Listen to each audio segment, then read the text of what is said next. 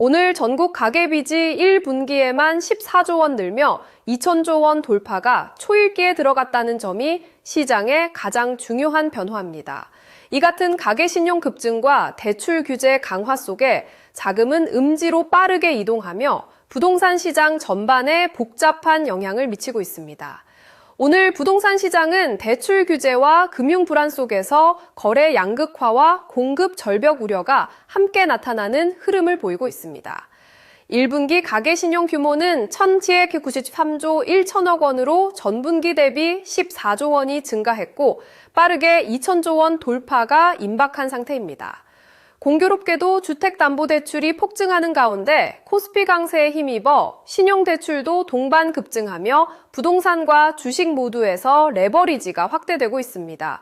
규제가 은행권 대출을 억제하면서 이금융권을 통한 대출 수요가 크게 늘어난 비은행권 풍선 효과도 관찰되고 있습니다.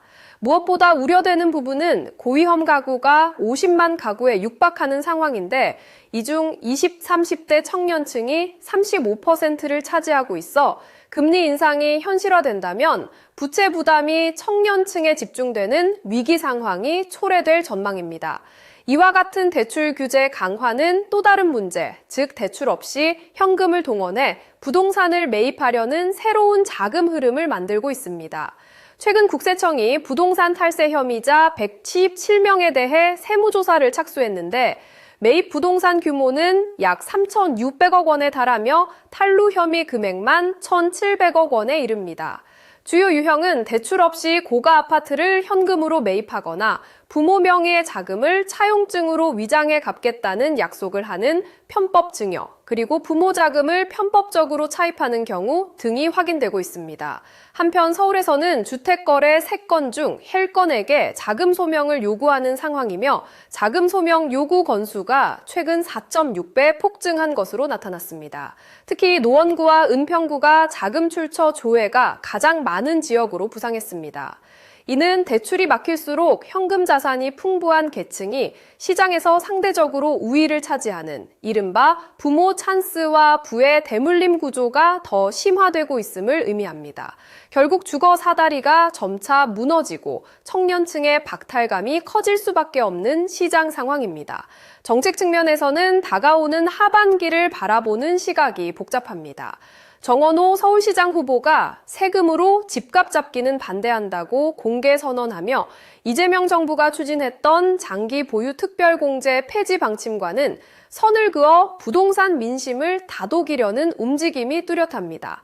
다만 재건축 부담금 현실화 및 장기 보유 특별공제 개편 등이 하반기 주요 정책 변수로 거론되고 있어 시장에서는 집값이 다시 오를 수 있다는 전망에 무게가 실리고 있습니다.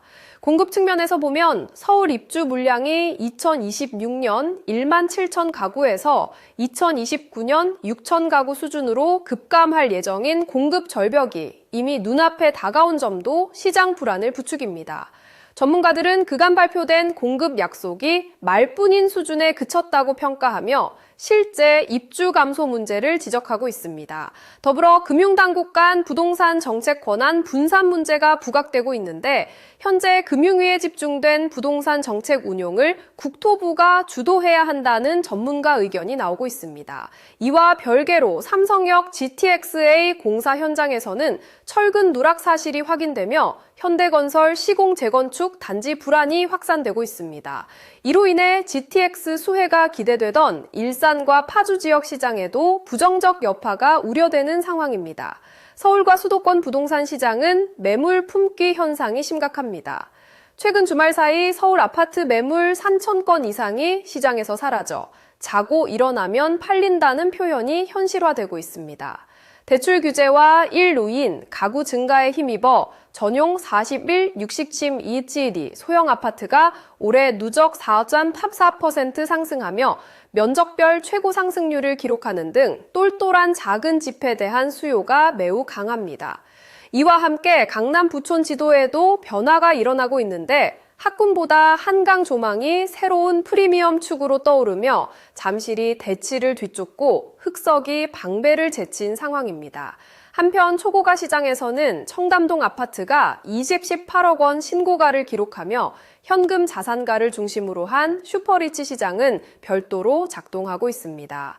압구정 2구역에서는 DLENC가 1천억 원에 육박하는 슈퍼 펜트하우스를 제안하며 한국 최고가 단지 경쟁이 본격화되고 있습니다. 수도권 내에서도 동탄과 평택 지역은 1분기 반도체 슈퍼사이클 효과에 힘입어 매매 거래가 집중됐고 동탄역 롯데캣을 34평형 매물은 20억 원 클럽에 진입하며 강세를 보였습니다. 그러나 수도권 주택사업 경기는 3개월 연속 하락하며 대출과 세제 부담으로 사업자들의 투자 심리가 얼어붙고 있음을 시사합니다.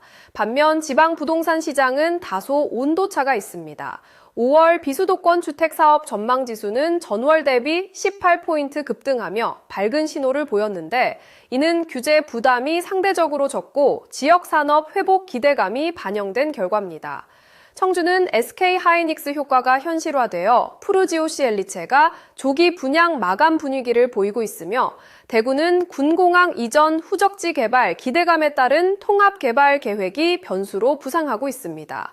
다만 대구 미분양 주택이 4, 5천 차에 적체되어 지방 부동산 경기는 여전히 녹록지 않은 모습이며 지방 도시들에서는 규제 완화를 위한 공동 거래 움직임도 이어지고 있습니다. 충청권과 전북 지역은 노후 주택 증가와 미분양 공급 부담 문제로 주택시장 상황이 엇갈리고 있습니다. 충청권은 2030년 이후 50년 이상 노후 주택이 17만 세대에 달하며 정비 수요가 가시화되고 있는 반면 전북은 전주권 외 지역에서는 미분양 해소가 쉽지 않은 상황이 지속되고 있습니다. 수요자 및 거래 동향을 보면 서울 내 매물 잠김 현상으로 인해 실수요자들은 경기와 인천으로 이동하는 거래량이 33% 급증했습니다. 국토연구원의 연구에 따르면 공공임대 주택에 거주하는 청년들의 결혼 확률이 자가 소유 청년 대비 2.7배 높다는 점에서 주거비 부담 완화가 가족 형성에 중요한 변수임을 확인할 수 있습니다. 전세 시장에서는 30% 이상의 응답자가 올해 전세 가격이 상승할 것으로 예측하며 전세 수급 불균형이 당분간 지속될 것이라는 전망이 우세합니다. 다주택자들은 높은 양도세, 최고 실효세율 82.5% 부담 탓에 단순 매도 대신 증여나 법인 전환 등 절세 전략을 재편하는 모습도 나타나고 있습니다. 금융 안정성과 시장 질서 측면에서는 무디스가 한국 은행 산업의 안전성을 평가했으나 지방 부동산 및 상업용 부동산 회복 지연이 하방 리스크 요인으로 지목됐습니다. 서울과 지방 간 양극화가 금융 건전성에 압박을 가하는 위험 요소로 남아 있습니다. 한편 금리 인상 가능성도 간과할 수 없는데 시티은행은 호르무즈 해협 긴장 완화 여부가 5월 금통위의 금리 결정에 영향을 줄 수 있다고 분석하며 서울 부동산과 증시의 과열 양상도 금리 인상 요인으로 보고 있습니다. GTX 철근 누락 문제와 관련해서는 부실 시공 우려가 재건축 단지 불안으로 확산되며 GTX 수혜 기대 지역의 신뢰도가 타격을 받고 있습니다. 부동산 거래가 복잡해지고 침체되는 가운데 매매, 임대차, 재개발 관련 분쟁도 증가하는 추세입니다. 아울러 국내 자산가들의 해외 부동산 투자 관심이 이어지고 있어 뉴욕, 캘리포니아, 하와이 중심의 세미나가 성황을 이루는 등 국내 규제 강화에 따른 반사 수요가 감지됩니다. 종합적으로 오늘 부동산 시장은 대출 규제 강화가 자금의 음지 유입을 촉진하며 거래 구조를 왜곡시키는 가운데 가계부채 급증으로 인한 금융불안 경고음과 함께 공급 절벽 현실화가 맞물리는 복합적이고 불확실한 상황을 보여주고 있습니다. 실수요자들은 점차 주변 지역으로 이동하면서 시장은 양극화되고 있고 정책 변수와 금리 변화가 시장 향방에 결정적 영향을 미칠 전망입니다. 앞으로는 5월 금통위의 금리 결정과 6월 지방선거 결과 그리고 가계부채 2천조 원 돌파 시점이 시장의 주요 주목 포인트가 될 것입니다. 오늘 시장은 이처럼 가계부채 급증과 대출 규제 강화에 따른 자금 음지 이동, 공급 절벽 현실화, 그리고 정책과 금융 변수에 따른 복잡한 흐름을 보이고 있습니다.